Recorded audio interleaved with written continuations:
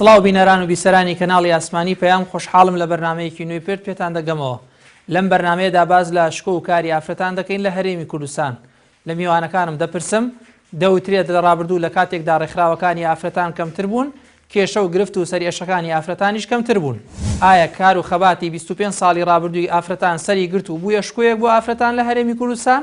ئایا لە ئێستادا لە هەرێمی کوردستان چ کارێک زەرورە بۆ ئافرەتان بکرێت؟ بۆ وەرگرتنی وەڵامی ئەم پرسیارانە دەچمە لای میوانەکان.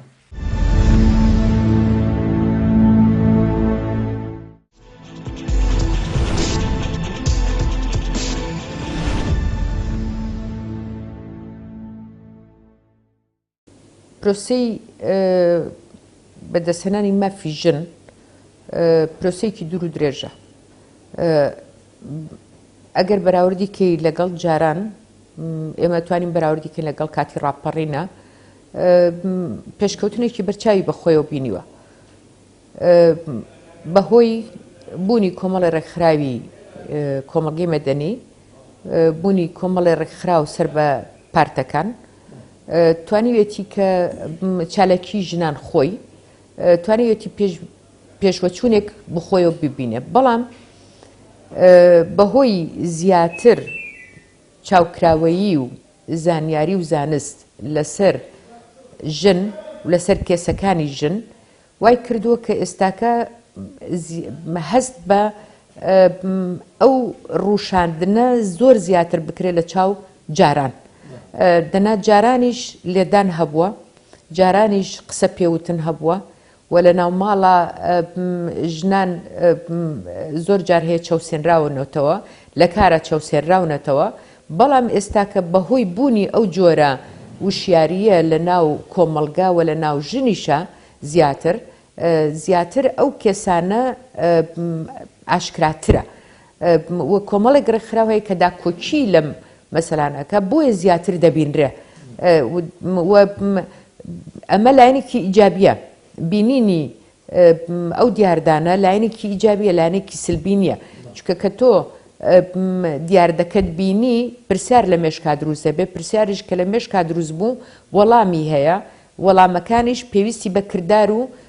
هەنگاونانە بۆ ئەوەی ئەم جۆرە کردارانە یا ئەم جۆرە کێسانە لە ناو کۆمەڵگا نەمێنێ. بەڵێ ئێستا ئەم ماوەیە زۆر زیاتریش بووە، بە تایبەتی ئەم 1-2 ساڵەی دوایی ئیتر هەندێک هۆکاری ناوچەی هەیە و هەندێک هۆکاری ئەو ڕەوشە توندڕەویەی کە لە ناو کۆمەڵگا بڵاو بۆتەوە جۆرێک لە توندڕەوی هەیە. ئەو توندڕەویە هەر کاریگەری لەسەر ژنیش نییە، لەسەر گەنجیش هەیە، لەسەر پیاویش هەیە. توندڕەویەک هەیە کە ئێستا خەڵک گوتاری ئاسان، گوتاری نەرم کەمتر بەکارەهێنێ، زیاتر گوتاری توند و تیژی بەکاردەهێنێ و زیاتر یەکێک لە هۆکارەکانی تریش ئەو تۆڕە کۆمەڵاتیانەیە کە هەیەوە بە شێوازێکی نابەجێ تۆڕە کۆمەڵاتیەکان بەکاردێ لە خزمەتی هەندێک کەسی یا هەندێک کەسی ناهوشیار کە تۆڕە کۆمەڵاتیەکان بەکارهێنێ بۆ ڕووشاندنی ناوتۆرە و ینی ناوزەنگی ژن و دۆزینەوەی ناتۆرە دژی ئەو ژنانە. ئەمە زیاتر فراوانی کردو، زیاتر بەرچاو دەبینرێ. ئەمە ژێکێکە لە هۆکارەکان کە زیاتر دەبینرێ ئەو جۆرانە. بەڕای من پێویستمان زیاتر بە هوشیاریە، پێویستمان زیاتر بەوەی کە دام و دەستگای جددی دروست بێ و یاسا دروست بێ، یاسای هەرچەند ئێستا یاسایەکمان هەیە ئەگەر یەکێک لە ڕێگەی تەلەفۆنەوە توند و تیژی بکە ئەمە جەزای لەسرە، بەڵام ئەگەر هاتوو لە کۆڵانی شایە لە ناو تۆڕە کۆمەڵاتیەکانیشە ئەوەش دەبێت زیاتر ینی جەزاکەی زیاتر بێ و حکومەکەشی زیاتر بێ، چونکە چەند حکومی بەڕاستی بکرێ بە قانونێک کە خەڵک حکمی لەسەر بێ، ینی نەک هەر قسە بێت، چونکە تاکو ئێستا زۆر کەم حاڵەت چۆتە مەحاکمەوە. تا زیاتر ئەو حاڵەتانە کچانمان لە سومعی خوان نەترسن ئەم جۆرە شتانەی خۆیان بگەێننە محاکم چونکە کە چەند جارێک چاویان ترسا ئیتر بەرامبەر خۆی سڵ دەکاتەوە.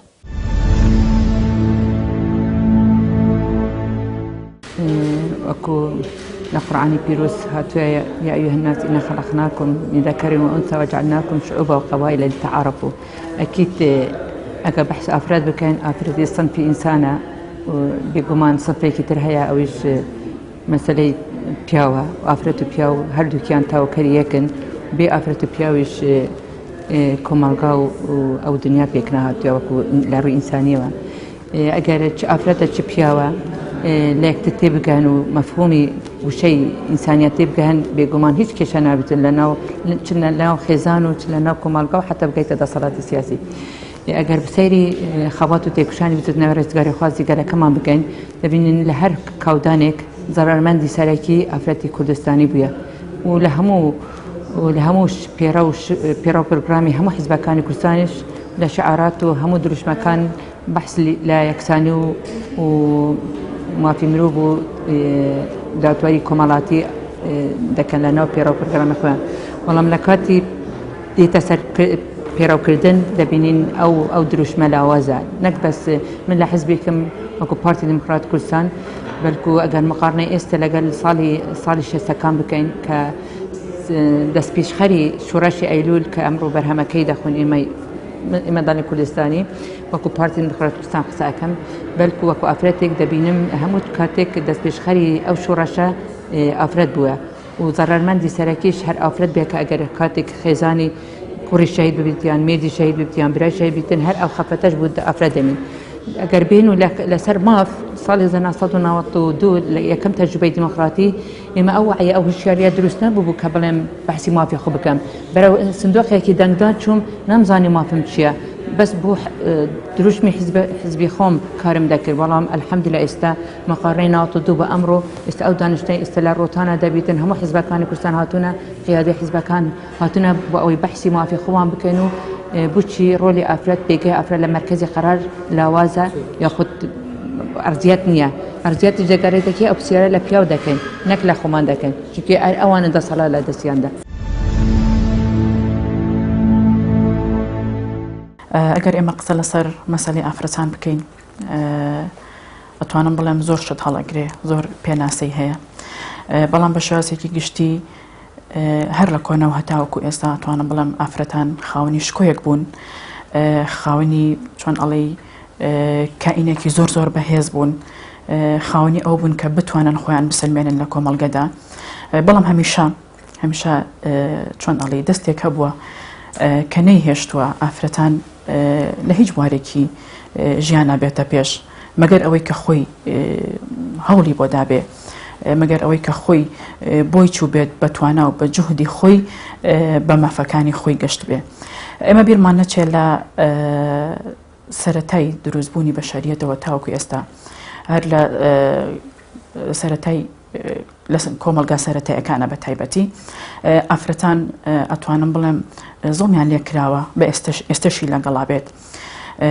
بەو پێی کە پێگەیەکی ئەوتۆیان نەبووە نەیانتوانیوە بڵێن مافەکانی خۆیان بەدەست بهێنن ئەمە شوای کردووە کە تونند و تیژی بەرهەم بهێنرێ بۆی هەمیشە پیاوان باس لەوە ئەکرێکە لە مێژوودا پیاوان هەمیشە سەپێنەر بوون هەمیشە کاریان کردووە لە پێناوی ئەوەی کە خۆیان خاوەنددار بن کە خۆیان خاوەنی هەموو شتێ بن لە بیرمان نەچێ ئێمە لە کۆندا با بڵین ئافرەت و پیا و کاتێکە چوونەتە دەرەوە ئافرەتانشان بەشانی پیاوان ئیشیان کردووە ئەگەر پیاوێک ئیشی ڕاوشکاری کردبێ بۆ نمونە لە پەنای ئەوەدا ئافرەت توانیوێتی ئیشی تر بەرهەم بهێنرێ هەر لە پەموو کە دارێکە با بڵین چاندوێتی شتی لە دروست کردووە مەسەلەن ئیشی دەستی لێ کردووە ڕستنی کردووە بە کۆمەڵایەتی بوونی هەبوو ئافرەتان ئەمە زۆر گرنگە لە ڕووی بازرگانیەوە ئەتوانم بڵم کاری زۆر گرنگی کردووە لە ڕووی ئابوووریەوە پێشەنگ بووە لە ڕووی سیاسیشەوە توانم بڵم هەنگاوی زۆر جددی ناوە بەڵام دوجار هەموو ئەمانە پیاوان دەستیان بەسەراگرتووە و کردویانە بە خاوەنی خۆیان وەتە هەموو ئەم شتانە چۆن ئەڵی پیاو خاوەنددارەتی بووە بۆی هەمیشە ئافرەت بەرامبەرەکەی فێر کردووە کە بە کۆمەڵایەتی بێ بەرامبەرەکەی فێر کردووە کە بزانێ خێزان چۆن بەڕێوە ئەبرێ بزانێت چۆن مامەڵە لەگەڵ دەوروبەری ئەکە هەموو ئەمانە با بڵێن لە ئافرەتانەوە بوون چونکە ئاشتی کۆمەڵایەتی لە ئافرەتەوە دەست پێ دەکا بمانەوە نەمانەوێ ئافرەت بەڕاستی کائینێکە بۆ خۆی ئەتوانێت خۆی پێ بگەێنێ بەڵام وەگوتم دەسەڵاتێکە کە ناهێڵێت بێتە پێش لەو بوارەدا. ئەگەر بەگشتی لە هەرێمی کوردستان باسی پرسی ئافرەت و بڵێ ڕەوشی ئافرەت بکەین لە هەرێمی کوردستان بەراورد لەگەڵ ڕابردوو لەوانەیە جیاوازێکی زۆری هەبێتن بەڵام بەداخەوە ئێمە لە هەرێمی کوردستان کێشەمان لە سیستەمە حتا سیستەمیش لە هەرێمی کوردستان نەگۆڕێتن ناتوانین یعنی دۆخی ژنان لە هەرێمی کوردستان بەرەو چارەسەرێکی باشبەرینەوەوانە لە سەرجەم سێکتەرەکانەوە لەبەر ئەوەی بەداخەوە هەم حزبە سیاسیەکان هەم حکوومەتی هەرێمی کوردستان هەم ڕێکخراوە ناحکومیەکان و هەم ڕێکخراوەکانی تر نەتواندراوە تاکو ئێستا هەوڵ بدرێتن چۆن ڕەوشی ژن لە هەرێمی کوردستان چارەسەر بکرێتن ئەوش دەگەڕێتەوە ئەوەی کە ئایا سیستەم لە هەرێمی کوردستان هەیە یان نییە نەخێر بە تاکید سیستەم نییە دا بۆیە زۆر گرنگە ئێمە ئیش لەسەر ئەوە بکەین سیستەم هەبێتن لە هەرێمی کوردستان بۆ ئەوەی کۆمەڵگایەکی تەندروست هەبێتن کە کۆمەڵگایەکی تەندروست هەبوو ئەو کات ئێمە دەتوانین ئیش لەسەر سەرجەم سێکتەرەکان بکەین ئێمە بە هەر باسی ڕەوشی ژن نەکەین لە هەرێمی کوردستان بەداخەوە ڕەوشی مافی مرۆڤ لە هەرێمی کوردستان لە بارودۆخێکی زۆر خراپدایە لە هەموو ڕوێکەوە بۆیە بزۆر گرنگە هەوڵ بدرێتن ڕێگە چارەسەریەک بدۆزرێتەوە ئەوی چۆن دەکرێتن چۆن ئەم چارەسەریە دۆزرێتەوە ئێمە لە دوای 92ەوە لەگەڵ دروستبوونی پەرلەمانی کوردستان و دەسەڵاتی حکومڕانی لە هەرێمی کوردستان سەرڕای دروستبوونی ئەم هەموو ڕێکخراوانەی کە لە هەرێمی کوردستان دروستبوونە دەیان کۆنفرانس کرایە لە ناودام و دەستگاکانی حزب لە ناودام و دەستگاکانی حکوومەت ینی موسسە نێودەوڵەتیەکان و ڕێکخراوەکان بەڵام بەداخەوە تاکو ئێستا نەمانتوانیوە ئەو هەموو ڕاستپاردە دەرچوە نەمانتوانیوە کاری جدی لەسەر بکرێتن. ئێمە ئەگە چاوە بگێڕین بە مێژووی هاتنی ئاینی پیرۆزی ئیسلام ئەوەمان بۆ ڕوون نەبێتەوە ئەگە سێرێکی دقە قورئانیەکان و فەرمودەکانی پێغەمبەر درودی خۆی لەسەر بێ بکەین ئەوەمان بۆ ڕوون دەبێتەوە کە ئاینی پیرۆزی ئیسلام بۆ خۆرهەڵاتنی پرشنگی ژیانی ئافرەتانی ڕزگار کرد لە کۆیلەتی لە پلەدووی خۆمان نەزانین پێش هاتنی ئاینی ئیسلام ژنان زیندە بە چاڵەکران ئەسڵەن مافی ژیانیان نەبوو وەکو مرۆڤ شتریان ناکرد ئەمە مێژووی ئیسلام بوو بۆ هاتنی و سەبارەت بە ئافرەتان پاش چەند سەدەیەک بەداخەوە دووبارە ئافرەتان کەوتنەوە بە ئەو تەوژمە و تەوژمیدا بوو نەریتی کۆمەلگا بە جیهان ئەگەر سەیری چەند سەدەیەکی ڕابردووی پێش ئێستێش بکەین ئەبینین بە هەمان شێوە ئافرەتان کەوتونەتەوە بەر ئەو تەوژمە و هەمیشە حسابی پلەدوویان بۆ کراوە بەڵام دوای ڕاپەڕینە مەزنەکەی بەهاری 92 ئەبینین ئافرەتان یعنی جیهان بەڕوویەک هاکرایەوە ئافرەتانیش وەک توێژێکی گرنگی ئەو کۆمەلگایە بەڕووی جیهانە کرایەوە و ئەماش بووە فاکتەرێکی گەورە بۆ دروستبوونی ڕێکخراوەکانی ژنان ئیتر لەو ڕۆژەوە ژنان توانیان بوونی خۆیان لە کایە سیاسی و ئیداری و لە کایەکانی کۆمەلگا ببینەوە. خۆی هەر سەردەما هەر قۆناغا بەپێی سەردەمەکە بەپێی ئاستی پێشکەوتی و کۆمەڵگەکەش گۆڕانکاری بەسەرایەت مەسەرن شکۆی ژن پەیوەستە بە سیستەمە سیاسیەکەشەوە بەگشتی یعنی ئەمە لە ئاستی دنیاشە هەروایە لە ئاستی ناوخۆشە هەر بەو جۆرە لە هەرێمی کوردستان هەر بۆ ڕەنگەیە لە پێش ڕاپەڕینەوە لەوانەیە من زۆر جار ڕەم وایە ئەڵێم خەڵک هۆژمەندتر بوو یعنی خەڵک پێشکەوتوتر بوو لەبەرەوەی ئامانجێکی دیاریکراو هەبوو لەبەرەوەی کە تۆ یەک دوژمنی دیاریکراوت هەبوو خەڵک زیاتر یەکگرتوو بوو خەڵک زیاتر تەبا بوو زۆرتر ئەو ڕۆحی پێکەوە بوونا هاوکاریکردن زیاتر بوو لە لای خەڵک و زیاتر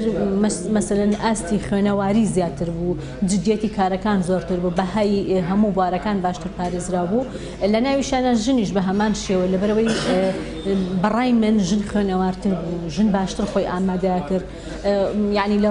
ڕووی جدیاتەوە لە ڕووی هۆشمەندیەوە لە ڕووی بیرکردنەوە لە ڕووی فکرەوە گرنگی بەخۆی ئەیە کە کەسایەتێک بێ شوێنێک داگیر بکات کەسایەتێک بێ بە نەخشی خۆی بتوانێت ناسنامەی خۆی دیاری بکات بنووسێتەوە بەڵام لە دوای ڕاپەڕینەوە سەرێک ئەم مەسەلانە گۆڕانکاریان بەسەرایە خۆ بەمعنای ئەوە نییە کە ئەو سەردەمە پێش ڕاپەڕین سیستەمی سیاسی زۆر پێشکەوتوو بۆ نا لەبەرەوەی کە ئێمە تا ڕادەیەک پارچەیەکی ژێردەستە بووین دژمنێکی دیاریکراومان هەبوو دیکتاتۆرێ بوو ئێمە خەڵکێک بوون کە تێ ئەکۆشان کارمانە کرد خەباتمانە کرد و لەو ئاستەیە زیاتر هاندان هەبوو پشگیری هەبوو بەو جۆرە بەڵام لە دوای ڕاپەڕنەوە سەرێکی کە تۆ حکوومەتەکە دەبێت بە حکوومەتێکی خۆماڵی سیستەمی سیاسەکە لەبەروی سیستەمێکی پارچە بوو لەبەروی سیستەمێک بووە بەردەوام لەسەر ناداتپەروەری سیاسی ناداتپەروەری کۆمەڵایەتی ناداتپەروەری ئابووری پێک هاتووە و ئەو جۆرە لە ناداتپەروەری تاقمێکی دروست کردووە کە ئەتوانی بڵێ تاقمێکی چەتە بەڕاستی کە خەریکی مشەخۆری و دزی و گەندەڵی بوون خەریکی پارچەکردنی تاک بوون یعنی لە دوای ڕاپەڕینەوە خەڵک پێویستی بە جۆرێک لە پێگەیاندن بوو لە ڕووی فکریەوە لە ڕووی معنەویەوە لە ڕووی سیاسیشەوە حتا لە ڕووی کۆمەڵایەتیەوە حتا لە ڕووی هۆشیاریەوە خەڵک پێویستی بە پێگەیاندن بوو پێویستی بە تێرکردن بوو کە وەڵامی ئەو پێداویستیانان وەربگرنەوە کە پێش ڕاپەڕن خەباتیان بۆ کردبوو و لەبەروی ئێمە میلەتێکیش بوون بەڕاستی کە بەردەوام بە ئاوارەیی و نەهامەتی و کۆمەڵکوژیا تێپەڕی بوون پێویستمان بە جۆرێک لە دابینکردنی ژیان بوو بۆیە لە ئێستای حکوومەتی هەرێما بە درێژای ئەم 26 ساڵە ناتوانانی بڵێ شکۆی هیچ تاکێک پارێزرا بوو بە تایبەتی ژنیش بە پێچەوانەوە ئەوەی ژن کراوە بە کاڵایەکی خراپ بەکار هێنراوە وەکو ناوبانگی ناشرین کراوە پێشتر بەو جۆرە نەبووە و ئاستی تێگەیشتن و پێگەیشتنی ژنیش خۆشی زۆر دابەزیوە یعنی خۆخاڵێکی گرنگیش پەیوەندی بە ژنەوەی بەڵام سیستەمە گشتیەکە ژینگە سیاسی و ئابوووریەکە بەگشتی ئەم تاکە بەرهەم ئەهێن یعنی تاکێکی بەداخەوکەواڵم تاکێکی پوچ یعنی پوکاوە لە ڕووی فکریەوە لە ڕووی هۆشمەندیە و لە ڕووی ئەتەکێتی ژیانەوە لە ڕووی کۆمەڵایەتی و ئەمانە لەبەرەوەی سیستەمە سیاسەکەمان خراپ کاری کردووە لەسەر ژیانی تاک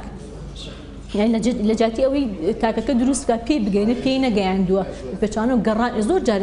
من باز لەوە ئەەکەم کە ئێمە لە زۆر بوارە گەڕاوینەتەوە بۆ دواوە نەک پێشکەوتون گەڕاوینەتەوە بۆ دواوە لەبەرەوەی ژنیش بە هەمان شێوە ژنیش گەڕاوەتەوە دواوە بەڕاستی ئەوەی کە ئێستا ژن ئەیکا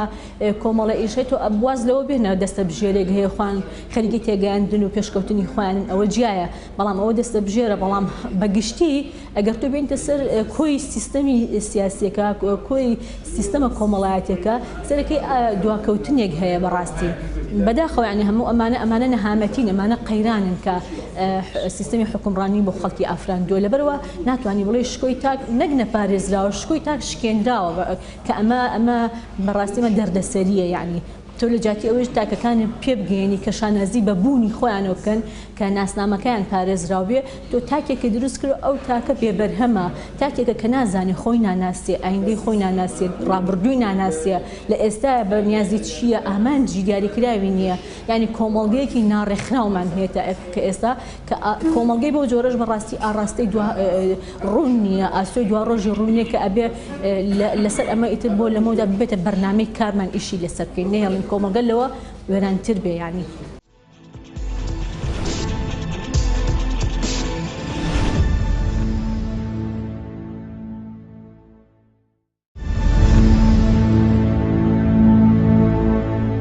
پرۆسەی بەدەستهێنانی مافی ژن یا مافی ئافرەت کە زوو جەنابەت دەڵێ ئافرەت فەرقی نییە ژن و ئافرەت بەڵێ ئەوە هەر تەسمیە ئێمە ناومان ناوە بۆ ئەوەی جاکاریەک هەبێ بەداخەوە دەڵێ ئەوەی بڵێن کێسی ژن وەک بەدەستهێنانی مافی ژن یا بوونی ژن لە ناوەندی دەسەڵاتە چەسپاندنی لە ناو کۆمەڵات تەنها لە یاسانە ئەمە کارێکی دوور و درێژە و کارێکی ئاسان نییە ئێمە ئێستش لە کۆمەلگایەکی نیمچە دەرەبەگاتی دەژین ئەم کۆمەلگایە ئەتوانین بەم پیاوسالاری زیاترە و دەسەڵاتدارترە لەبەرەوە ئاسان نییە بەدەستهێنانی مافی ژن زیاتر لە کۆمەلگایەکی مەدەنی یا دروست دەبێت کۆمەلگایەکی مەدەنی کە باوەڕی بە مافی ژن هەیە و دەستگا و دام و دەستگای بەهێز دروستەکە بۆ بەدەستهێنانی مافەکان ئێمە لە سەرەتای ڕاپەڕینەوە و پێش ئەوەشیانی زۆر ڕێکخراو هەبووە کە کاری کردووە و ژن پێگەیەکی هەبووە لە ناو کۆمەڵ بەڵام ئەو پێگەیە وردە وردە زیایی کردووە هەندێ یاسا هاتە پێشەوەکو ژمارەی کۆتا ژنانمان هاتوونەتە پەرلەمانەوە بەداخەوە دەڵێم کە بۆ دەسەڵاتی بەڕێوە بردن ئەو جۆرە کۆتایەنە نییە هەندێ پارتەکان کۆتان داناوە بۆ بوونی ژن لە ناوەندی دەسەڵات و لە ناوەندی بڕیارە ئەمانە شوێنی دڵخۆشکەرین بەڵام لەو ئاستەنیە کە ئێمە دەمانەوێت بۆ نمونەی مە کۆتایی بەغامان داوا کرد وەختی خۆی لە کۆنگرەی دەنگی ژنی عێراقی لە 2003 لە مانگی حوتە یەکێک لەو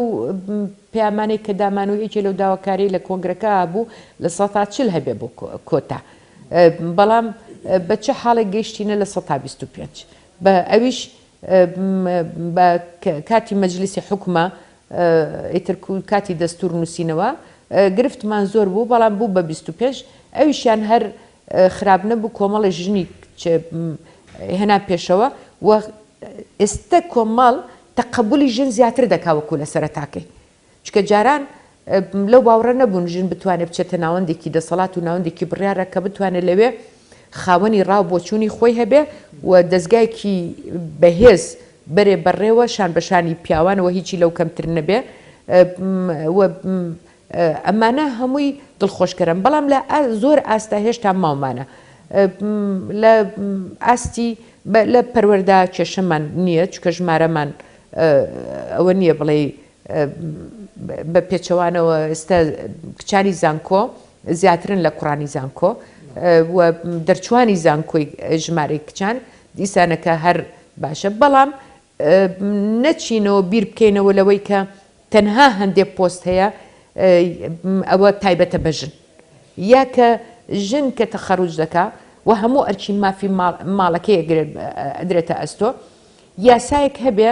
یان هەندێک دام و دەستگا هەبێت کە هاوکاری ژن بێ بۆ ئەوی بتوانێت کار و چالەکیەکانی تر تەنها ئەو جۆرە وەزیفانە نەبێت کە تایبەتە بە ژن بۆ نمونە مەسەلەن حەزانی هەرزان وە کاتی زیاتر بۆ ئەوەی کە هاوکاری ژن بێ بتوانێت وڵات دەست بێ بۆ ئەوەی بتوانێت کارەکانی خۆی جێبەجێکە لە ڕووی تەندروستیشەوە بەعام تەندروستی هەمووی لە پاشەکشێ بەهۆی نەبوونی بودجەیەکی زۆر ئیتر ئەوە ژنیشی گرتوتەوە ژن زیاتر دەگرێتەوە چەند ژن هوشیار بکرێتەوە بە کێسەکانی خۆی و بە مافەکانی خۆی دەبێت پیاویش ئەوەندە وشیار بکرێتەوە چونکە کۆمەلگایەکی تەندروست ئەوەندەی لە بەرژەوەندی ژنایە دوو ئەوەندەش لە بەرژەوەندی پیاوایە چونکە هەم لە خێزانی شوم خۆشی یعنی پیاوان وا نەزانن ئەگەر ژن مافی بەدەستێنا چەسانەوەی پیاوە ئەمە هەڵێکی گەورەیە کە زۆر پیاو ئەکەوێتە ناو بۆیە پێویستمان بە هوشیاریەکی ینی کۆمەڵیە کۆمەلگایە هەمووی بە تەواوی بە پیا و بە ژن بۆ ئەوەی لە مافی ژن تێبگا بەدەستێنانی مافی ژن مانای چەسانەوەی پیاو نییە ژنێک ئەگەر ئێستا ژیانی ئەم سەردەمە ژیانێکی ئاسان و ینی ئەوە نییە ژیانێکی زۆر ئەستەمە ئەگەر لە ماڵێکا پیا و ژنەکە هەردووچی کارنەکە ناتوانێت ئابووری ماڵەکەی جێبەجێکە لەبەرەوە ئەگەر ژنەکە ئیشی کرد مافی خۆیەتی و هەم هاوکاری پیاوەکەشە کەواتە کار ئاسانێکە بۆ پیاوەکە لەبەرەوە زۆر شت هەیە وشیاری بە هەم بەڵام کێسی ژن زۆر جار هەیە کێسێک کە تایبەتە بەژن کێسی پیاو نییە بە پێچەوانەوە پیا و هۆکاری ئەو کێسەیە جە بۆیە دەبێ بە یەکەوە کار بکەن و لەگەڵ ئەوەشە ژن بە تایبەتی خۆشی ئەو جۆرە کارە بکەن چکە هەر لە هەموو دنیاە وا باوە ماف ئەسێنرێ نادرێ پیا مەسەلەن بۆ نمونەم لە ناوەندێکی بڕیار تا بۆی بکرێت پیاوە ناهێڵن من بچمە بەرزتر بمەوە وانێ یان ناهێڵن من ئەو دەسەڵاتە زۆرم هەبێ لەبەرەوە بۆچی چونکە ئەوە منافەسەیەک دروست دەکە قۆرەخکردنی پیاوی بە سەدان ساڵە و هەزاران ساڵە لە شوێنی دەسەڵاتە ئێستا بوارێک نادا بە ژنێک بێت لە بێتە ناوەندی ئەو دەسەڵاتانەی کە عەقڵێت و زەهنیەتی پیاوەکە وا دروست بووە هەر لە مناڵیەوە کە ئەو خاوەنی بڕیارە ئێستا زۆر زەحمەتە بڵێ ژنێک بڕیار دەدا من باوەڕت بێ هەر بۆ شتێکی سوعبەت پێ دەڵێم من تازە بووم بە وەزیری کاروباری کۆمەڵاتی و لە ئەو وەختەش باری ئابووری زۆر خراپ بوو ئیتر وەزارەتەکەم دروست کرد بە هەر چۆنێک بێ هەموو شتەکانی وردە وەنێ لە ڕووی یاسا لە ڕووی بینایە لە ڕووی ئەساس و لەسەر نەبوونیەکی زۆرەوە وەکیل وەزیرێکم هەیە بە ڕەحمەت بێ یادی بەخێر وەنێ لە کۆبوونەوەیکی ئەوە کە باسییان لەوە کرد کە وەزارەتە خەریکە کێوێتە سەر پێ با بە وەزیرەکەمان پیاو یعنی تەسەوری ناکا کە بڵێن وەزیرەکە ئەبێ ژن بێ و بتوانێ ینی سیفەتێک دەنە پاڵ ژن ئەگەر ئازابێ دەڵێن ئەوە پیاوە و یاوە لە ڕیزی پیاوە ێ باشە بۆ خۆی ژن ناتوانێ ئیمکانیەتی نییە کەواتە هێشتا لە زهنیەتی پیاوە ئەو عەقڵێتە هەیە ئەگەر ژنێکی بتوانا بێ کەواتە ئەبێ لە ڕێزی پیاوە بێ ئەگەر لێکی بدەینەوە لەلایەک ڕازیم کە دەرفەتێک بوو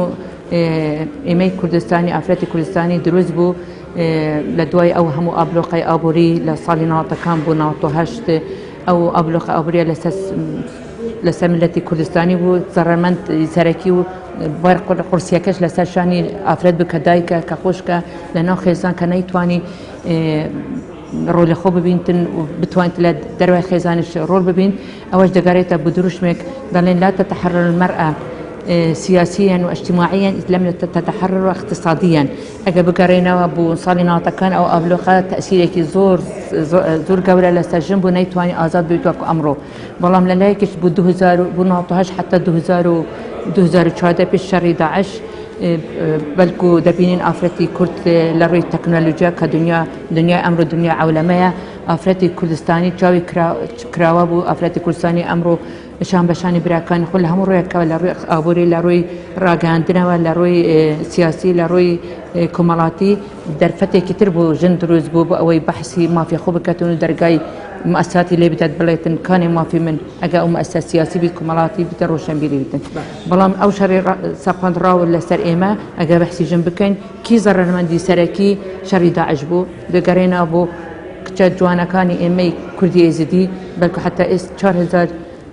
کەوتنە دەستی داعشدا ئێمە هەموو لە جاتی ئەوە کار بۆ ژن بکەین پێ بگەیتن و لە ڕووی ئابووری و ببیتە ڕئیسی شەریکەیەکی ئابووری و ببیتە ڕئیسی حیزبێک دەبین کار بۆ ئەوە دەکەن چۆن ئەو دایک و خوشکانە ڕێزگار بکەین هەر کاری ئێمەیە مەسئولیەتەکە لە سەرشانی ئێمەیە لەبەر ئەوە ئێستا لەگەڵ حەدەسەکە ڕۆژ بە دوای ڕۆژ باری مەخۆشتر لێ دێتن و خەباتی ئێمە زیاتر لێ دێت بە شێوازێکی گشتی ئەگەر ئێمە باسی ئافرەت بکەین لە جیهاندا لە ڕووی سیاسیەوە ئافرەتان بەگشتی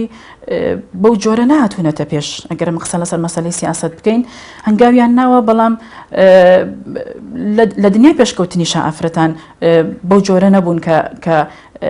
چۆن ئەڵێیت لە سیاسەتا بێنە پێش ئەمە مانای ئەوە ناگەێنێ کە ئەم ئافرەتە یاخود ئەم کەسایەتیە ناتوانێت هەنگاو بنێ نا بە پێچەوانەوە توانیوێتی بێتە پێشەوە توانێتی ئیش لەسەر مەسائلەکانی خۆی بکە بەڵام وەک وتم بە جۆرێکە کە قۆڕخکردنێک هەیە لە مەسەلەی ژنانە ئەمە بە شوازێکی گشتی بەڵام ئەگەر بە تایبەت ئێمە قسە لەسەر مەسەلەی ئافرەت بکەین لە ڕووی سیاسیەوە لە هەرێمی کوردستانە هەر لە 25 ساڵی حکومڕانی هەتاوەکو ئێستا ئافرەتان کاتێکە هاتوونەتە پێش و دوای ڕاپەڕین کاری زۆر باشیان کردەوە بە تایبەتی ڕێکخراوەکانی ژنان بەڵام وەک هەموو جارێک دەڵێنەوە ئەمە لە تەموحی ئێمەی ژنانە نییە لە تەموحی ئێمەی ئافرەتانە نییە کە ئەو هەنگاوی ناویانە تا چەند سەرکەوتووە بەڵکو پێویستە بەرەو پێشتر بڕوای پێویستە هەنگاوی زیاتر بنێن ئەمە چۆن ئەڵی ژنان یان با بڵین ئافرەتان هەمیشە سەرمەشقی پێگە بوون ینی پێگەیەکی زۆر بەهێزیان هەبووە زۆر توانیویانە لە هەموو ڕوەکانە خۆیان دەربخەن ینی ئەمە چۆن باسلەوە ئەکرێ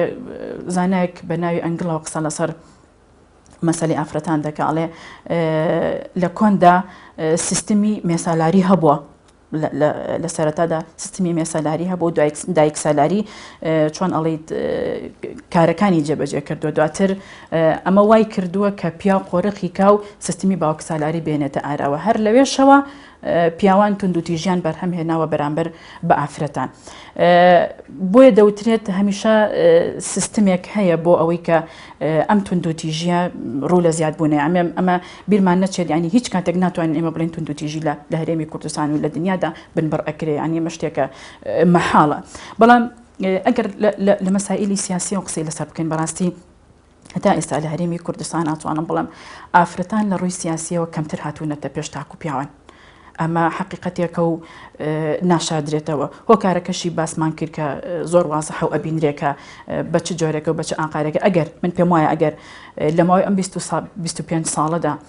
لانی کەم 10 ساڵی ئافرەت بەڕێوە ببردایە لە ڕووی ئابووری لە ڕووی سیاسی من پێم وایە بەم جۆرەی لێنە ئاهات هەرێمی کوردستان ڕەنگە بەم ئاقاراتیانە ئاپارین کە ئێستا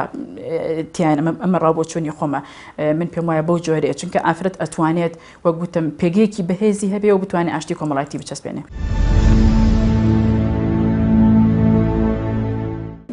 بەداخەوەکو پێویست نییە ینی تۆ لە دوای ڕاپەڕینەوە ژنان هەوڵ و کۆشی زۆریان داوە چ لە زۆربەی حیزبە سیاسیەکان چ ڕێکخراوەکانی کۆمەڵگەی مەدەنی بەڵام لەژێر توموحی ئێمەدانەوە هەتاکو ئێسامە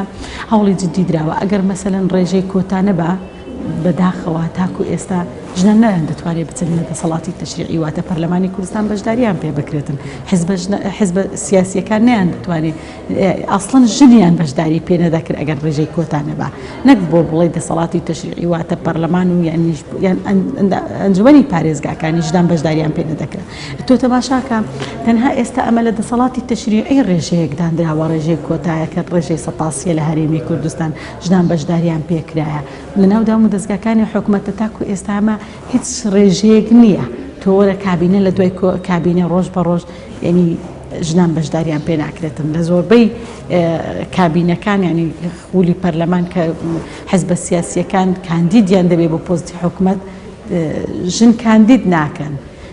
من پێم وایە ئەوانە دیارە لە ئیرادە و قووەتی ئەم ژنە دەترسێن دەناز ژن و پیاو چ جیاوازیەکی هەیە ئێمە لە زۆربەی وڵاتان ژنان وڵات بەڕێوە دەبن لە ناودا مؤسسەکان زۆر سەرکەوتو دریژ بووین هەتا لە بواری گەندەڵی پێم وایە کەمترین گەندەڵی کە دەیکاتن ژنان ژنان دەکرێت لای ژنان دەکرێتن کەمترین گەندەڵی زۆرترین گەندەڵی احترامان لای پیاوان دەکرێتن بۆیە دەکرێتن حکوومەتی هەرێمی کوردستانێنی ئەم جارە ببوورانی دەکرێتن حیزبە سیاسیەکان هەوڵ بدەن ژنان کاندید بکەن بۆ دام و دەستگاکانی حکوومەت واتە دەسەڵاتی تەنفیزی بۆ ئەوەی هەوڵ بدرێتن ئەم ژنانەی کە توانە و قودرەتێکی بەهێزیان هەیە بەشداریان پێ بکرێتن جێگیان بکرێتەوە لە ناودام و دەستگاکانی حکوومەت بۆ ئەوەی ئەوانیش توانای خۆیان تاقی بکەنەوە مە تەجروبەشمان هەیە زۆرجار لە حکوومەت لە پۆستەکانی تر ژنان زۆر سەرکەوتوتر بوونە لە پیاوان. ئەگەر سەیرێکی ڕێکخراوەکانی ژنان بکەین دەچاو بوون و زۆری ڕێکخراوەکانی ژنانە بەداخەوە ئەڵەم نەخێر بۆ چونکە ئامارەکان ئامارێکی دڵخۆشکردنین بەڕاستی ڕۆژ بە ڕۆژ ئاماری جیابوونەوە ئاماری سووتاندن شن کوشتن بە ناوی جۆرا و جۆرەوە لە زیادبوونایە ئەمەش ئەوە ناگەیەنێت کە ڕێکخراوەکانی ژنان هیچیان نەکردووە بەڵکو ڕێکخراوەکانی ژنان کاریان زۆر کردووە ئەمە ئێستا بۆ ئەم ئامارە ئاوا بەرز بووتەوە ئامارە ئاوا ڕوونە خۆتان ئەزانین پێش 91 ژنان چەسان هەر یعنی بە دەرتی ئێستا چەسێنراوەتەوە بەڵام ئەو کاتە ژنان وەکو ئێستا نەبوون بتوانن دەنگی ناڕزایی خۆیان بگەن شوێنێک نەبوو کە شەکۆی حاڵی خۆیان بکەن جیهانگیریەکی وەها ئێستا نەبوو ئێستا دنیا بۆتە دنیایەکی جیهان بەگشتی بۆتە جیهانێکی بچووک ئەمڕۆ لە سەرتاسەری جیهانە لە بەسیترین شت کاتێک کە ڕوو ئەدا هەموو جیهان پێ ئەزانێ ئافرەتان وشیار کراونەتەوە خەڵک وشیار کراوەتەوە بەوەی کە داوای مافەکانی خۆیان بکەن بەڵام پێشووتر سەیرەکەی ئەمە بەم شێوەیە نەبوو بەم واقعی کە ئێستا ئافرەتان ئەتوانن داوای مافی خۆیان بکەن نە محکەمەیەک هەبوو ژنان بێن داوای مافی خۆیان بکەن نە ڕێکخراوێک هەبوو شیار ببنەوە ئەم ڕێکخراوانش کە هاتوون بەڕاستی بۆ ئەوە نەهاتوون کە شیرازەی کۆمەڵگا تێک بدەن بەداخەوە زۆر کەس ئەزانێک ڕێکخراوەکان بۆ ئەوە هاتوون شیرازەی کۆمەڵ تێک بدەن و هەموو جارێ ئەو قسەی جەنابیش دەکەن ئەڵێن لەگەڵ هاتنی ڕێکخراوەکانە چی زیادی کردووە ڕێژەی تەلاق زیادی کردووە خۆسووتاندن زیادی کردووە کوشتن زیادی کردووە ڕاستە ئەمانە زیادی کردووە بەڵام ئەو کات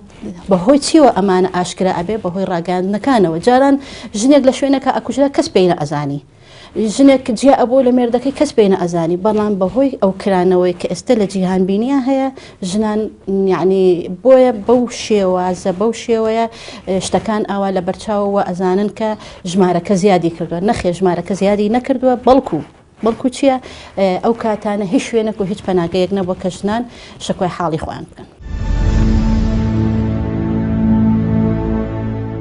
خەبات بەگشتی گەل بەگشتی وەکو کورد خەباتەکەمان سەری نەگرت بۆ نمونە تۆ ڕاپەڕی نەکەی بەڵام لە ئێستاە ئەوترە دوای 26 ساڵەوترە دەستکەوتەکانی ڕاپەڕین بەدی نەهاتن ینی نەگەشتە ئامانجی خۆیان دەستکەوتەکانی ڕاپەڕین لە ناوەڕێکی خۆیان دەرهێنران کەواتە لەنا تۆ باسی تاک بەگشتی ئەەکەی ژنیش بە هەمان شێوە ژن خەباتەکەی سەری نەگرتووە خۆی خەباتی ژنان بەگشتی بەردەوامە تاکو ئێستاکە یعنی بڕانەوەی نییە بەردەوامە بێ لە گەشەکردن و کارکردن و لە بەردەوامیە بێ لە سوڕانەوەی بەردەوامیە بێ پلە بە پلە بچێتە پێشەوە بەڵام لە باشووری کوردستان نەچۆ پێشەوە گەشەی نەکردووە تاکو ئێستاکەش ئەوەی کە هەیە هێزێک هەیە لە وەکو ژنان کە ئیژەکەن بەڵام ناتوانن چالاکیەکانیان کارەکانیان هێزی نابێتە هێزی فشار دروست ناکات لەسەر سیستەمی سیاسی لەسەر سیستەمی حکومڕانی تۆ ئەگەر تەماشای هەموو ئەو چالاکیانە بکەی کە ئەکرێ لە ئاستی گشتیە هەر بەتەنیان لەسەر لە ژنە لە ئاستی گشتی شاسێرەکەی لە 91 و لەم باشووری کوردستانە هەموو جۆرەکانی چالاکی مەدەنی کراوە کەمە بەستیان گۆڕانکاری بۆ کەمە بەستیان بەرزکردنی کۆمەڵی پەیام و دروشم بووە کە دوجار سێرەکەی شوێنێک نییە گوێت لێ بگرێ شوێنێک نییە کە بە دوواداچوون بکە کەسێک نییە کە بە جدی بێتە پێشەوە ئەمە پەیوەندی بە بێشکۆیی دەسەڵاتی سیاسیەوە هەیە بەڕاستی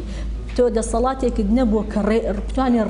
ڕێز لە خۆی بگرێ کە ڕێزی لە خۆی ڕێز لە خەڵکەکەش بگرێ کەواتە ئەم جۆرە لە بەهاو تێگەیشتن و ڕێز و شکۆلای دەستەبژێری سیاسی نەبووە لەبەر ئەوش نیانتوانێت گوێ لە خەڵک بگرن لەبەر ئەوش نیانتوانێت بە دوواداچوون بۆ هەموو ئەو گرفت و کێشانە بکەن کە لەو کۆمەڵگەیە هەیە ئەمە گرفتە قوڵەکە یعنی بۆیە هیچ خەباتێک لە ئێستا سەری نەگرت و نەچۆتە پێشەوە گەشەی نەکردو بە پێشانە بە سیسی ماوەتەوە لە ئێستاکە بە کردکراوی ماوەتەوە کە تا ڕادەیەک خەڵکیان ناومێت کردو خەڵکیان ڕژمین کردو لەوەی کە ئیتر هەستکە ڕێگە چارەی فشاری مەدەنی و چالاکی مەدەنی و ئەو شێوازەکانی تری کاری ڕێکخراوەیی و کۆمەڵگەیی هەستەکە کە نابێتە وەڵام بۆ پێداویستەکانی نابێتە فشار دروست ناکات لەسەر هەموو ئەو ناڕەزایی و لەسەر ئەو هەموو نەهامەتی و قەیرانەی کە لە هەرێمی کوردستانە هەیە بۆیە لە داهاتووە ئەبێت جۆرێکی تر لە سیستەمی حکومڕانی دروست ببێ جۆرێکی تر لە خەبات دروست ببێ بۆ ئەوەی کە تۆ بتوانانی گۆڕانکاری بکەیت یعنی لە ئێستاە زمینەیەکی مردوومان هەیە زمینەیەک تا ئاستێکی زۆر داڕوخێنراوە ئەمە سیستەمە سیاسەکە کردوێت ئەمە تاگ نەیکردووە بەڵام تاگ لێرە بێئومێ دەکرێت تاگ لێرە بێدەسەڵات ئەکرێ بێبەرهەم ئەکرێ یعنی ئەو تاکە ئاڕاستە ناکرێ بەرەو گۆڕانکاری بەرەو ئەوەی کە وەکو تاکێکدار تا ئاستێک یاین لە قۆناغێک لە قۆناغەکانە لە پیاژۆک لە پیاژەکانی کوردستانە هەرێمی کوردستانە تا ڕادەیەک گەنج هەوڵی یا پێش بکەوێت تا ڕادەیەک کاری کرد بۆ ئەوەی کە هەندێک گۆڕانکاری لە ژیان تایبەتی خۆشیا ببێن تکایە و کە بتوانێت گۆڕانکاری گشتی دروستکە بەڵام ئەوەشیان مران یعنی تۆ تەماشا بکە ئێمە سیستەمێکی سیاسیمان هەیە لەگەڵ پێشخستنی کۆمەڵگەیانە لەگەڵ وشیاری و مەدەنی کۆمەڵگە و خەڵک و تاک بەگشتی و گەنجانیە بەگشتی ئەمانە بەڕاستی پەیوەندی ئەم سیستەمە سیاسیە ئەبێ لە تا تۆ گۆڕانکاری لەم سیستەمە سیاسیان نەکەی ئیتر ئەم سیستەمە سیاسی بە ڕاپەڕین ئەی گۆڕی بە خەباتی چەکداری ئەکرێ بە کودەتا ئەکرێ کە بەداخۆ ئێستا هیچ دام و دەستگایەکی حکومیشمان نییە کە بتوانێت کودەتا بەسەر ئەم دەسەڵاتە گەندەڵە ئەم دەسەڵاتە مشەخۆرەیە بکە کە تاقمێکن بەڕاستی کە تۆ ئەتوانی بە چەتە ناوێن بەری یعنی چونکە لەبەرەوەی هیچ بەهایەکی مرۆڤایەتی هیچ بەهایەکی سیاسی کۆمەڵایەتیان نییە لە هەموو بەهایەکدا ماڵراون یعنی ئەمان تاقمێکن کە بەڕاستی ژیانی کۆمەڵگەیان لەم پارچەی کوردستان بە تەواوەتی فەوتاند.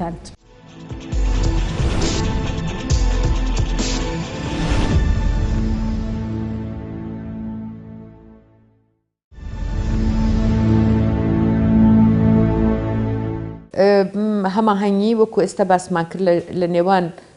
ژن و پیاوە بۆ ئەوەی کە وردە کۆمەڵگایەکی تەندروست دروست بێ کە تایە هەموو کەسێک لە ژن لە پیاو هەست بکە کە ئێکسانە و هەست بکە کە مافی نەخوراوە چکە هەر هەستکردن بەوەی کە مافت خوراوە ژن بێ یا پیاو بێ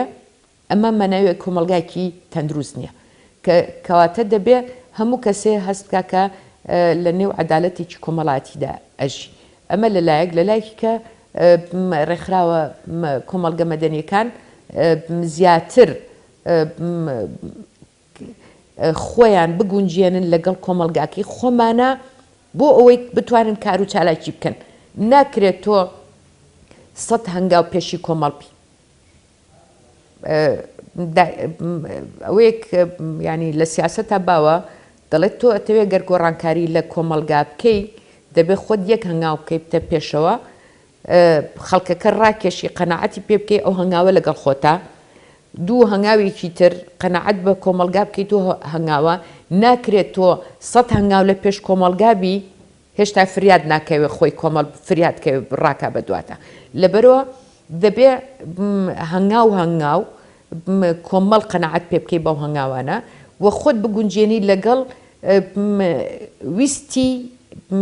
ویستی خەڵک کە زۆر بۆ نمونە مەسەلەن من فێمینیستێک ناتوانم بیر بکەمەوە لەسەر ئاستی فێمینیستێکی ئەوروپی فێمینیستێک بم لەسەر ئاستی کۆمەلگایکی کوردی یعنی فێمینیستێک بم لەسەر ئاستی ئەوروپایی داواکاریەکانی ئەوان ئێستا جیاوازە لەگەڵ داواکاریەکانی من داواکاریەکانی من هێشتا لە سەرەتاییە کەواتە دەبێت داواکاریەکە فێمینیستی من لەسەر داواکاری سەرەتاییەکان بێ لەبەرەوە هەموو ڕێکخراوەکان لە هەموو پارتەکان بەبێ ئەوە شتی هاوبەشمان زۆر زۆرە و ئێمە دائیمە باسیەکەین ژنان شتی هاوبەشمان لە هەموو ئەوەکان ژنێکی سەر بە پارتە ئیسلامیەکان لەگەڵ ژنێک بە سەر بە پارتە ئەلمانیەکان و مەدەنیەکان و کۆمۆنیستەکان هەمووی هاوبەشیمان زۆرە بۆ نمونە خزمەتگوزاری تەندروستی خزمەتگوزاری خوێندن خزمەتگوزاری بوونی حەزانە و ئەو ویستانە بوونمان لە ناوەندی دەسەڵات و لە ناوەندی بڕیارە وەزیفە وەرگرتن و کاری موئەسەساتی بوونمان لە ناو پەرلەمانە ئەمانە لە ڕووی یاساوە ئەمانە هەموو شتی هاوبەشن لەبەرەوە شتە هاوبەشەکانمان زۆر زیاترە لە شتە ناکۆکەکانمان بە تایبەتی کێشەی ژن یعنی بۆیە دەبێت کاری هاوبەشی هەمەلایەنە بکرێ و هەر پارتەش خۆی ئایدۆلۆجێتی فکری خۆی هەیە ڕێکخراوەکانی لە ئەو شێوازە کارەکە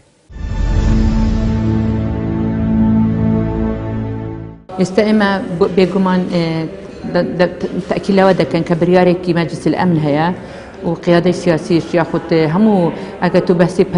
پرۆژەی دەستوری هەرێمی کوردستان بکەی پرۆژە باس لەوە دەکەتن کە هەموو بریارەکانی نێودەوڵەتی دەبێ جێگر بیتن و هاوشانن هاوکارن بۆ جێبەجێکردنی بەڵام ئەگە تو بێ لە ڕووی عەمەلی دەبینین ئێستا قەرارێکە قەراری مەجلیس الئەمن دەوری ژن قەراری 1325 ڕوولی ژن لە حەلی نیزاعاتدا لە مەسلەی مصالحە لە مەسلەی ئاشتی لە مەسلەی مرکزی قەرار ئەوە دەبێ لە مەسلەی نزبە ئەو قەرارە من خۆم دژی کۆتامە بەڵام هەندێک جارە وەختی لێکی بداوە لە واقعدا واقع و يعني طموح شتێکە و واقع شتێکی ترە ئەگە تو بێ بڵێ من دژی کۆتامە دەبینی لە واقعدا دەبێت و دژی نەبی چونکە بچی ژن ئەگەر بە کوتا نەبان با ناکەم 25 لە ساتیانجی ئەمڕۆ 40 سات لە پەرلەمانی کوردستان ڕۆلی خۆ ببینتن یانجی لە بەغا لە پەرلەمانی فیدرال 25 لە سات ڕۆلی خۆ ببینتن من دەڵێم ئەمڕۆ کارمان بۆ ئەوەیە زۆر مفاوزات دەبن زۆر نقاح حوار دەبن و بینی حزبەکانی سیاسی دەبینین بێگەی ژن لەو مفاوزاتە لاوازە و دەبێت کاری بۆ بکەین دەوری ئیجابی ببینین. ئافرەتان هەموو شتێک زەڕورە بۆیان ئێمە قسەیەک هەیە ئەوترێ تەنها ئافرەت پێویستە لایەنە کۆمەڵایەتیەکەی بەهێزکاو و خاوەنداریەتی و خێزانداری و ئەوانە بەڕێوە بە ئەمە ئیشی ئافرەتە بەدەر لەمە ئەمە زۆر لە ڕۆشنبیرانیش ئەم قسەی ئەەکەن ینی قسێکی عەشوایی نییە تەنها ئەمە بۆ ئەو بەسە بەڵام لە ڕاستیە بۆ جۆرە نییە مە پەچوانەکەشی ڕاستە ئێمە ئەتوانین ئافرەتان لە زۆر بوارە بێنینە پێشەوە ئەتوانین ئافرەتان لە بواری سیاسی ئابووری کۆمەڵایەتی لە هەموو کایەکانە ئافرەتان بوونی خۆیان هەیە و ئەتوانن بێنە پێش ئەتوانن ئیش لەسەر ئەو مەسەلانە بکەن بەتایبەتی لە بواری سیاسیا من پێم وایە ئافرەتان کەمتر هاتوونەتە پێش و هەنگاوی جدی بنێن و زیاتر لەو بوارەیە ئیش لەسەر مەسەلەی ژنان بکەن ئێمە تەنها ئەوە نەبێ بڵین ئافرەتان توندوتی ژیان بەرامبەر ئەکرێ ئافرەت ئافرەتان مەسەلەن ئافرەتێک کوژرا مەسەلەن ئەوەی لێکرا ئەو ڕێکخراوە ئاگادارکەرەوە ئەمانە بەڕاستی ڕاستە ئیشێکی جزئێکی بڵین ئیشەکانی ڕێکخراوەکان یاخود ئیشی ئافرەتانە بەڵام زۆر ئیشی گەورەتر هەیە پێویستە بیکە پێویستە لە هەموو کایەکانە بێتە پێش و هەوڵی جددی بداوە خۆی بێنێتە پێش بۆی کە بتوانێت ینی بەڕاستی لە هەرێمی کوردستانە نیمانە تا ئێستا ئافرەتێک لە ماوەی ئەم 25 ساڵە حاکم بوو بێ یاخود بۆ نمونە وڵاتی بەڕێوە بردبێت کە ئەمە ئەگەر بیشڵێ ڕەنگە بڵێن ئەمە چۆن شتیوا بێ بۆ ئافرەتان ئەمە گونجاو نییە لە کاتێک ئافرەتی وەکو پیا و ئەتوانێت ئەم شتانی کە هەیەی پیا چۆن ئەتوانی وڵات بەڕێوەبەرێ ئافرەتیش بە هەمان شێوە ئەتوانێت وڵات بەڕێوەبەرێ ئەمە لە مێژووە تاوەکو ئێستا هەمانە بۆ نمونە ئێمە لە مێژوودا هەمانە هەتا لە ئیسلامە کە حەزرەتی عایشە با بڵێن لەشکرێکی بەڕێوە بردووە و چەندها فەرمودەی لێگەڕاوەتە ئافرەتمان هەبووە لە سەردەمی پێغەمبەری خوا سەلامی خوای لەسەر بێ لە ڕووی کۆمەڵایەتیەوە زۆر بە کۆمەڵایەتی بووە لە ڕووی ئابووریەوە خاوەنی زۆر شتی تایبەتمەندی خۆی بووە توانێتی وڵاتێک بەڕێوە بەرێن لەبەرەوە ئەمانە هەموو گرنگن ئافرەتانیش لە ئێستادا بە هەموو ئەو پێشکەوتنانی کە هەیە لە دنیادا ئافرەت ئەتوانێت بێتە پێشەوە ئافرەت ئەتوانێت بۆنی خۆی بسەلمێنێ دوجار ئەم مافە ئەبێ خۆی چۆن ئەڵێ لەو بوارەیە بچێتە پێشەوە خۆی مافەکانی خۆی داوا بکە نەک ئەوەی کە دانیشە و پێی بدرێ ئەمە شتێکە ئەتوانم بڵم هەڵەیە لە زیهنی ئافرەتانە بەم جۆرە ئیشی لەسەر بکرێت و ڕێکخراوەکانی ژنان و تێگڕای ئافرەتانیش بەڕاستی توانیویانە هەنگاوێکی جددی و فعلی بنێن بۆ کارەکانیان بۆ بەرپێشبردننی کارەکانیان. من پێم وایە دەبێت حیزبە سیاسیەکان هەوڵی جددی بدەن پشتیوانی لە ژنان بکەن لە هەرێمی کوردستان بەگشتی ئێمە هەمومان وەکو ژنان لە هەرێمی کوردستان ڕخنەیەکی زۆرمان لە حیزبە سیاسیەکانی خۆمان هەیە ڕاستە ژنانمان بەشێک لە ناوەندی بڕیارن بەڵام لە شێوازی شقلین ئەنی ئەوە ئەم ژنە ئەندامی سەرکردایەتی فڵان کە حیزبە بەڵام بەفعلی بەشداریمان پێ ناکرێتن لە زۆربەی حیزبە سیاسیەکان هەموو مؤسسەکانی حیزبی ئەوەندەی پیا و بەشداری پێکراوە ژنان بەشداریان پێ ناکرێت هەمیشە ژنان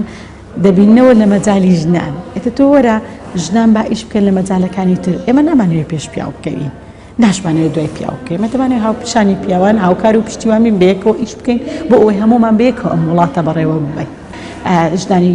ڕۆژ ئاوا باشترین تەجروبە بوو نەک بۆ هەرێمی کوردستان بگرێ بۆ هەموو جیهان کە بە پیاوانیان ڕاگەیان کە ئێمە توانا و قودرەتمان هەیە 160 کۆبانێکە نەکەوتە ژێر دەستی داعش بە قودرەت و ئیرادەی ژنان بوو لە ڕۆژئاوای کوردستان ئەوەتە لە باکووری کوردستان بە هەمان شێوە لە هەرێمی کوردستان دەیان ژنی بەتوانە و بە کەفاعەتمان هەیە بەڵام بەداخەوە بربەست عقلێتی پیا و سالاری وای لێ ئەتوە کە بربەست بۆ ژنان دروست بێتن نەتوانین پێگە و زیاتر پێکەی ژنان بەهێز بێتن ئێمە دەمانەوێتن ژنان لە هەرێمی کوردستان بە فعلی بەشداریان پێ بکرێت لە ڕۆڵی ئاشتەوایی لە دانووسانەکان لە مەرکەزی قەرار لە کۆمەڵێک پرسی گرنگ لە دام و دەستگاکانی حکوومەت لە دەسەڵاتی تەشریعی زیاتر بەشداریان پێ بکرێت. سبارەت بە دۆخی ئێستای ئافرەتان لە هەرێمی کوردستان منوە بە پێویستی ئەزانم سەرجەم ڕێکخراوەکانی ژنان ڕێکخراوەکانی کۆمەڵگەی مەدەنی لایەنە پەیوەندیدارەکانی بە ئافرەتانەوە هەموو پارت و لایەنەکانی حکوومەت و دەسەڵات خواستەکانمان بخەینە یەک بگرین و بۆ ئەوی بە هەمووان بتوانین ئەو جیاوازیە ڕەگەزیە کە لە نێوان ژنان و ئافرەتانە هەیە ئەوە نەهێڵین ئەو کێشانی کە ڕۆژانە ڕوو لە مەحکەمەکان ئەکەن کۆمەڵگەی پێهۆشیار بکرێتەوە بۆ ئەوەی ئەو کێشانێش نەمێنێ و خاڵێکی تریشم ئەوەیە ئەو گرفتەی کە لە نێوان یعنی ئەمە سەبارەت بە ڕێکخراوەکان ئەو گرفتەی ئێستا کە لە نێوان ئەحزابەکانە هەیە ڕنگ نەداتەوە بۆ ناو ڕێکخراوەکان بەڵکو ڕێکخراوەکان ڕۆحی یەکتر قبولکردن پێکەوە ژیان بکەین ئەولەوێتی کارمان بۆ ئەوەی بتوانین ئەو مافانەی ئەو کارانی ئەو ئامانجانەی کە هەمانە لە ڕێگەی ئەم یەکگرتنەوە دەستەبەری بکەین. نمونەیەکت بۆ بێنمەوە لەسەر ئەم ئێستا ئێمە الحەمدولله تا ڕادەیەک ڕێکخراوەکان زۆر ئینسیجام و زۆر منسەجمترین لە حیزبەکان فترێ لە 8 مارستا لە پارکی ئازادی ئێمە وەکو تۆڕی هاوبەشی ڕێکخراوەکان چیمان کە پێشنگایەکی کاری دەستمان کردەوە بۆ زیاتر لە 60 ژن لە هەموو بیر و بۆچوونەکانی تیا بوو ئەمەش یعنی بە قووەتی و بەهێزێکی دایە کاری ڕێکخراوەکان چونکە ئەمە سەلمێنرا بۆ خەڵک ئیتر کە ڕێکخراوەکان بە یەک دەنگ و بە یەک شێواز بە یەک ئامانج کار دەکەن. کۆدەنگی ڕێکخراوەکان کارێکی زۆر گرنگە و پێویستە ڕێکخراوەکانی ژنان بە کۆدەنگی کار بکەین چونکە هەمیشە کاری فرەیی باشترە لەوەی تاک هەر ڕێکخراوێک بۆ خۆی کار بکە. ڕاستە ئێمە هەرکەس ئامانج و ئەوەی خۆمانمانجایە، بەڵام لە کۆتا ئامانجمان یعنی ناساندنی مافەکانی ژنانە بە ژنان وە هۆشیارکردنەوەی کۆمەلگایە لەسەر ئەو پێشلکاریانەی کە بەرامبەر بە ژنانەکرێ. ئەمەش بەچی ئەکرێ بە ئەو کۆدەنگی کە باسمان کرد. توانی ومانە بەڵێ تاک ڕێکخراوەکان توانی وانە ئەمە بکەن. بۆ نمونە ئێمە وەکو یەکگرتووی خوشکانی ئیسلامی کوردستان لە 94 و هەتا ئێستا لە زۆر بۆعدا کارمان کردووە و توانیشمان الحەمدوللا جێدەستمان دیار بێ و ڕێکخراوەکانی تریش بە هەمان شێوە توانی وانە. ئێمە وەکو ڕێکخراوی یەکگرتووی خوشکانی ئیسلامی کوردستان کە سەر بە پارتێکی سیاسین سەر بە یەکگرتووی ئیسلامی کوردستانین یەکەم پارت بوو کە ژن توانی ڕۆڵی کاریگەری خۆی لەناو ئەو حیزبەیە ببینێ. ئەمەش خۆ هەروەها جەنابتان ئەزانن ئەمەش هەروەها دەستەبەر ناکرێت بەڵکو بە هەوڵ و تێکۆشانی ڕێکخراوەکە دروست بووە. ئێستش کۆدەنگی و هاودەنگی یەکریزی و پێکەوەژیانی ڕێکخراوەکان فاکتەرێکی زۆر بەهێزترە بۆ ئەوەی بتوانن ژنان زوو بەخواست و مافەکانیان بگەن. پەیوەندی بابدۆخی ژنیش یاعین لەم سەردەمای ڕەوشی ژنانیش پەیوەندی بە ڕۆشتە سیاسەکەەوە هەیە. پێشترش ئەوە کە مەسەن ئەگەر گۆڕانکاریەکی بنچینەی ڕیشەیە بێ بکرێت لە سیستەمی سیاسیە بۆ ئەوی کە ژنیش بتوانین گۆڕانکاری لە ژیانی خۆیان بکە. بەڵام لەگەڵ ئەوەشە کارکردن تا ڕادەیەکی زۆر هەر هەیە بەردەوامە کە بە ئاراستەی گۆڕانکاری بە ئاراستەی نوێبوونەوە. یعنی لە ئێستاوە ئیتر خۆی دوو جۆر خەباتکردن هەیە. خەباتێک یان تۆ بە شۆڕش گۆڕانکاری ئەەکەیت کە لە ڕیشە و گۆڕانکاری لە ئەوە ئەمە لە پێش ڕاپەڕینە ئەوەمان نەکرد. یعنی گرفتێکی گەورەی ئێمە ئەوەیە کە پێش ڕاپەڕین لایەنە سیاسەکان لە ڕووی هزریەوە لە ڕووی عقلێ و لە ڕووی استراتیژە و پێشکەوتوو نەبوون. یعنی تۆ تەماشا بکە ئێمە زۆربەمان ئاگاداری ئەوە نین، بەڵام ئەم لایەنە سیاسانەی کە ئەمڕۆ لە حکومان هەر ئەو لایەنانە بوون کە لە سەردەمی شاخیشە کۆمەڵێک کەس بوون بەس چەکیان بەدەستەوە بۆ یعنی لە ڕووی فکری لە ڕووی فکری و پێشکەوتوو نەبوون، لە ڕووی سیاسیە و شیار نەبوون، توێری شۆڕژگەڕیانیان پەیڕەو نەکردو، پرەنسیپیان نەبووە، دیسپلینیان نەبووە، ئامانجی دیاریکراویان نەبووە، هەر ڕێخستنێک ئامانجی دیاریکراوی نەبوو، لە ڕووی فکری و پێشکەوتوو نەبوو، یعنی ئاسوویەکی ڕوونی نەبوو چی ئەکا بڕوای بەچی هەیە پامەکەی چییە. ئاسوی دوا ڕۆژی ڕوون نییە، یعنی لە دوایە تووشی لادان ئەبێ ئەم لادانەی کە ئێستا حکوومەتی هەرێمی کوردستان دروستی کردووە. بۆ لە ڕێگەی دوو هەمیشان ئەوەیە کە تۆ کە سیستەمێکی تا ڕادەیەک نیمچە سیستەمێکیش ئەگەر هەبێ ئەگەر بەم جۆرە تووشی لادان و تووشی نادەتپەروری و تووشی داڕوخانی گەورەش بۆ کە کۆمەڵگەشان ڕوبەڕووی نەهامەتی زیاتر و زووخاو کردوێتەوە لەو حاڵەتەیە ئەبێت تاکەکانی کۆمەلگا بە تایبەتی ژن هەوڵبا لەسەر بە دوای میتۆدە تازەکانی گۆڕانکاری و خەباتکردنە بگەڕێ بە شوێن ئەوەیە کە مەسن تاکێکی هۆشمەند کەسێکی هۆشمەند دروست بێ کە بتوانین لە ڕێی پێکەوەنانی سیستەمێکی سیاسی تازە لە ڕێگەی گۆڕینی ئەم حکومڕانی کە ئێستا هێو ناونراوە حکومەت کە حکومەت نییە لە ڕێگەی گۆڕانکاری ئەوە بتوانین کۆمەڵە گۆڕانکاری بکات کە لە ڕووی کەسایەتیەوە بتوانین سیستەمێک دروستکەن کە ئیتر یاسا سەروەر بێ کە ئیتر تاک شکۆ ڕێزیوە بگەڕێتەوە.